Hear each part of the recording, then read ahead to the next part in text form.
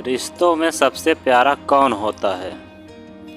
College में happy married life पर एक कार्यक्रम हो रहा था जिसमें कुछ शादीशुदा जोड़े हिस्सा ले रहे थे। जिस समय प्रोफेसर मंच पर आए, उन्होंने नोट किया कि सभी पति पत्नी शादी पर जोक कर हंस रहे थे। ये देखकर प्रोफेसर ने कहा कि चलो पहले एक गेम खेलते हैं, उसके बाद अपने विषय पर बातें करेंगे। सभी खुश हो गए और कहा, कौन सा गेम। प्रोफेसर ने एक मैरिड लड़की को खड़ा किया और कहा कि तुम ब्लैक बोर्ड पर ऐसे 25 से 30 लोगों के नाम लिखो जो तुम्हें सबसे अधिक प्यारे हों। लड़की ने पहले तो अपने परिवार के लोगों के नाम लिखे, फिर अपने सगे संबंधी, फिर दोस्तों, फिर पड़ोसी और सहकर्मियों के नाम लिख दिए। अब प्रोफेसर ने उनमें से कोई भी कम पसंद वाले 5 नाम मिटाने को कहा। लड़की ने अपने सहकर्मियों के नाम मिटा दिए।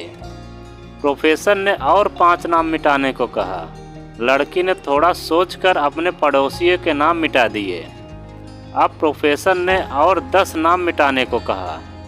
लड़की ने अपने सगे संबंधी और दोस्तों के नाम मिटा दिए।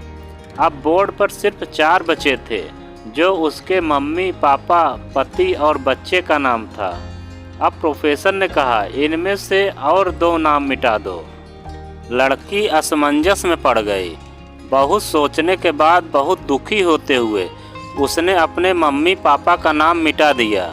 सभी लोग स्तब्ध और शांत थे, क्योंकि वो जानते थे कि ये गेम सिर्फ वो लड़की ही नहीं खेल रही थी, उनके दिमाग में यह भी सब चल रहा था।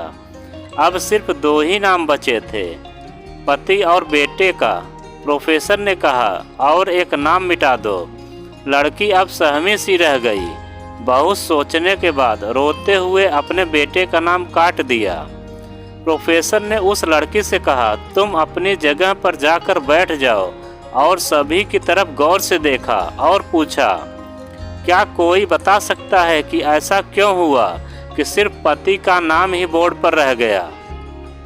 कोई जवाब नहीं दे पाया, सभी मुंह लटका कर बैठे थे। प्रोफेसर ने फिर उस लड़की को खड़ा किया और कहा, ऐसा क्यों? जिसने तुम्हें जन्म दिया और पाल पोस कर इतना बड़ा किया, उनका नाम तुमने मिटा दिया। और तो और तुमने अपने कोख से जिस बच्चे को जन्म दिया, उसका भी नाम तुमने मिटा दिया।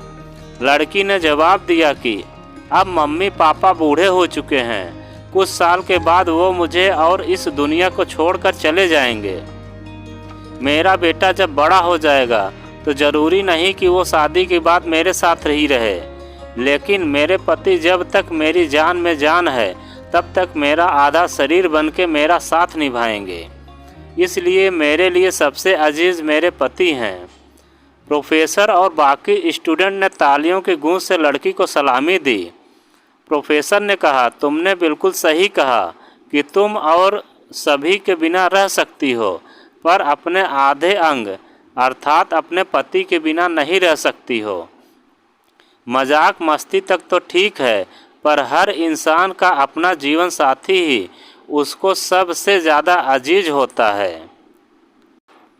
तो फ्रेंड्स, आज की कहानी आपको कैसी लगी कमेंट में हमें ज़रूर बताएं, और आप अगर हमारे चैनल पर नए हो तो चैनल को सब्सक्राइब ज़रूर करें। चलिए आपसे मिलते हैं किसी नई कहानी के साथ।